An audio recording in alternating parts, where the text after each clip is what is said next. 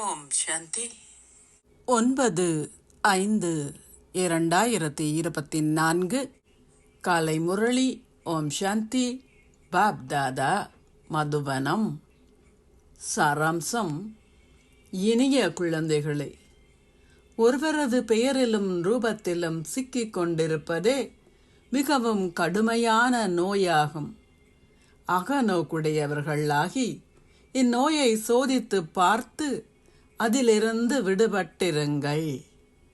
கேள்வி: பெயரும் ரூபமும் என்ற நோயை முடித்து விடுவதற்கான வழி என்ன? இந்நோயினால் எத்தகைய இழப்பு ஏற்படுகின்றது? பதில்: பெயரும் ரூபமும் என்ற நோயை முடித்து விடுவதற்கு ஒரேயொரு தந்தை மீது உண்மையான அன்பை கொண்டிருங்கள். நினைவு செய்யும் நேரத்தில் உங்களது புத்தி சரீரதாரிகளிடம் அலைபாயுமாயின் தந்தையிடம் அதனை பற்றி நேர்மையாக கூறிவிடுங்கள். தந்தையிடம் அதை பற்றி கூறுவதால் அவர் உங்களை மன்னித்து விடுவார். சத்திர சிகிச்சை நிபுணரிடம் உங்களது நோயை மறைக்காதீர்கள். நீங்கள் பாபாவிடம் அதனை கூறும் பொழுது எச்சரிக்கப்படுவீர்கள். உங்களது புத்தி ஒருவரது பெயரிலும் ரூபத்திலும் தொங்கிக் கொண்டிருக்குமாயின் உங்களால் அதனை தந்தையுடன் இணைக்க முடியாது. அத்தகைய ஆத்மாக்கள் சேவை செய்வதற்கு பதிலாக அவச்சேவையே செய்கின்றனர்.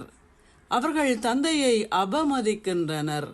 அவ்வாறாக தந்தையை அபமதிப்பவர்கள் கடும் தண்டனையை பெறுகின்றனர். ஓம் சாந்தி. தாரணைக்கான சாராம்சம். 1. உங்களது மனோபாவத்தினை மிகவும் சுத்தமாகவும் தூய்மையானதாகவும் ஆக்கிக் கொள்ளுங்கள். தவறான அல்லது அநீதியான செயல்கள் எதனையும் செய்யாதீர்கள். மிக மிக எச்சரிக்கையாக இருங்கள். உங்களது புத்தி எங்கேனும் பற்றிக்கொள்ள அனுமதிக்காதீர்கள். 2. ஒரேயொரு தந்தை மீது உண்மையான அன்பை கொண்டிருங்கள். பெயரளவில் மாத்திரம் அனைவர் மீதும் அன்பு கொண்டிருப்பதுடன் கவர்ச்சியிலிருந்து விடுபட்டிருங்கள். உங்களது சொந்த சரீரத்தின் மீதுமே பற்றில்லாத வகையில் அத்தகையதோர் ஆத்ம உணர்வு ஸ்திதியை உருவாக்குங்கள். ஆசீர்வாதம். நீங்கள் சுய ராஜ்யத்தை ஆட்சி செய்கின்ற சம்ஸ்காரங்கள் மூலம் ஒரு பாக்கியசாலி ஆத்மாவாகி எதிர்கால ராஜ்யத்திற்கான உரிமையை அடைவீர்களாக. நீண்ட காலத்திற்கு உங்களை ஆட்சி செய்கின்ற சம்ஸ்காரங்கள் நீண்ட காலத்திற்கு ஓர் எதிர்கால ராஜ்யத்திற்கான ஓர் உரிமையை உங்களுக்கு கொடுக்கும்.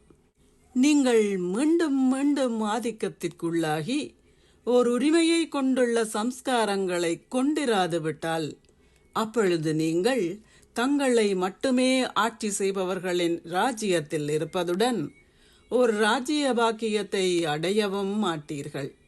எனவே ஞானம் என்ற கண்ணாடியில் உங்கள் பாக்கியம் என்னும் உருவத்தை பாருங்கள்.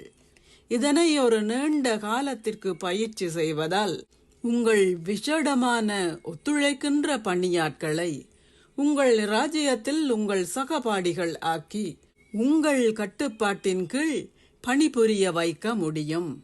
அவற்றின் அரசர்கள் ஆகுங்கள். அப்பொழுது மட்டுமே நீங்கள் ஒரு பாக்கியசாலி ஆத்மா என்று கூறப்படுவீர்கள். ஸ்லோகம். சகாஷை கொடுக்கின்ற சேவையை செய்வதற்கு உங்கள் எல்லையற்ற விருப்பமின்மை என்னும் மனோபாவம் வெளிப்படட்டும். ஓம் சாந்தி. நன்றிகள் பாபா.